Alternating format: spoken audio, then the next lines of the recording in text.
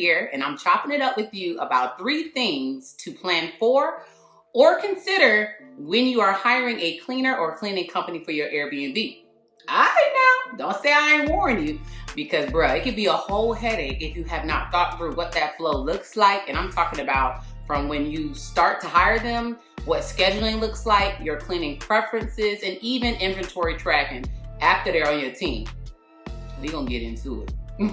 Is number 1, establish what those expectations are. Like, really think through all the things that you will need or ask of your cleaner to do. So we're talking anywhere between what that full flow looks like, from your cleaning checklist that should be prepared to them departing from the property. Are they coming in there taking a look at the lawn, the exterior of the home, and kind of helping you out that way?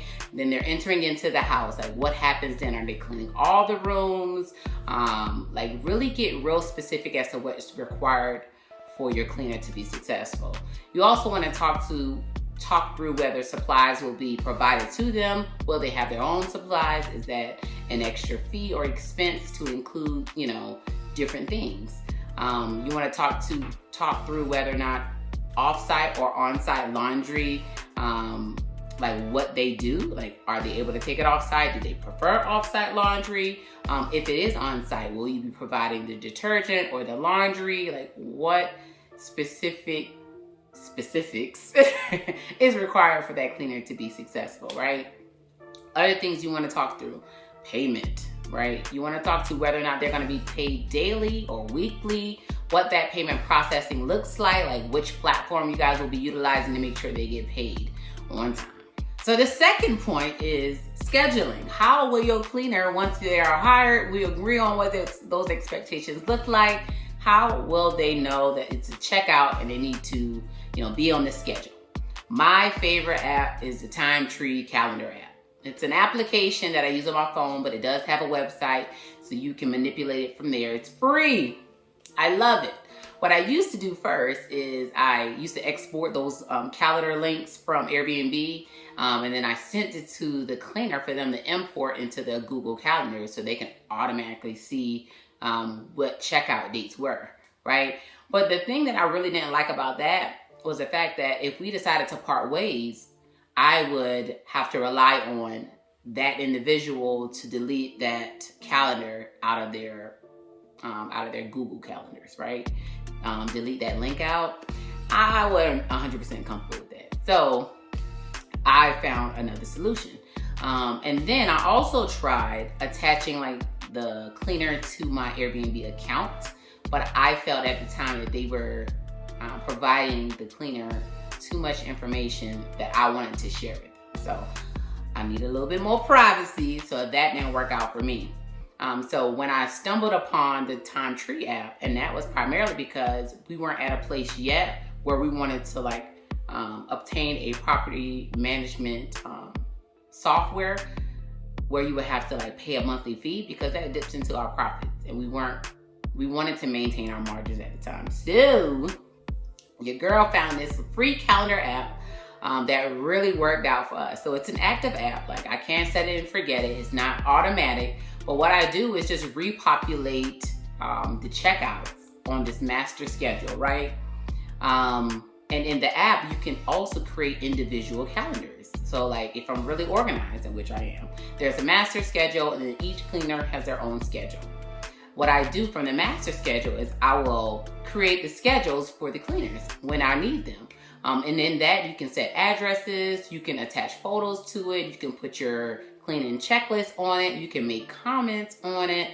Once they're complete, they can upload their photos to it underneath that specific calendar event. So you keep all the information. You have a great repository all in one space. So the Time Tree app is my lifesaver. I schedule my cleaners through it. All I do is send them their calendar link. Once I get their information up together, I send it to them via text or email. They download the Time Tree calendar app, and they can see what their schedule looks like for the week, the month, the year. You can plan it out as far in advance as you want to, and it's like a one-stop shop. Everything's there. Got your notes in there. I can tell you what is required in there. I can chat to you in there, and I get a notification on my phone. Man, the game changer was the photos. The fact that I can attach the photos, it makes it super easy for you to kind of go back and look at those photos once it's clean. Make sure you have a plan for how you're going to schedule your cleaners and what that looks like for you guys. All right, so the third point that you should make sure that you plan for is inventory tracking. How are you going to keep track of your linens? Once you give it to your cleaner, do you have a system in place to know, okay, my cleaner has this amount of linens, this amount of washcloths, these amounts of towels, they have fitted sheets, they have flat sheets, whatever the case may be. Know how much inventory is out and know how much inventory you have in stock, basically. So what we do is we provide our cleaners with a replacement bag. So they have the linens on the bed, but they have a second set that they can just put on the bed, take all the dirty linens off, put it in the bag and take it off site and do laundry. Or they can do laundry at the house, whatever your system is. What we also have is that third bag. That second bag. That's an emergency bag. And what that bag allows, it allows our cleaners to pick through and replace the damaged linens that they may find when they're washing the linens. Maybe they couldn't get a stain out or two, and they need like a replacement washcloth at the last minute, or they need a replacement towel, flat sheet, fitted sheet, whatever. A full set of linen is in that emergency bag. So they can pick through that bag. They'll notify me, they'll let me know like, hey, this is the soiled one and this is the clean one. And so that allows me to like make a little tick mark. And what I do is restock the emergency bag. So I know exactly what counts of everything from pillowcases to like kitchen towels to flat sheets, fitted sheets, to washcloths, towels, whatever extra stuff. I know exactly how much count is in an emergency bag, replacement bag, and on the bed. They all should be the same anyway. Then what I do is I just restock the emergency bag. And I keep a tally on how often I restock that bag. That's what I did to begin with. And then what I did was kind of take like an average over a period of time. And I'm like, let's see if we can get it down to this. Or let's see if we can get it down to this. And that really kind of gives you a little bit more clarity on inventory. But whatever your system or your flow is, it's going to be super important for you just to know what inventory you have out to somebody, because that costs money.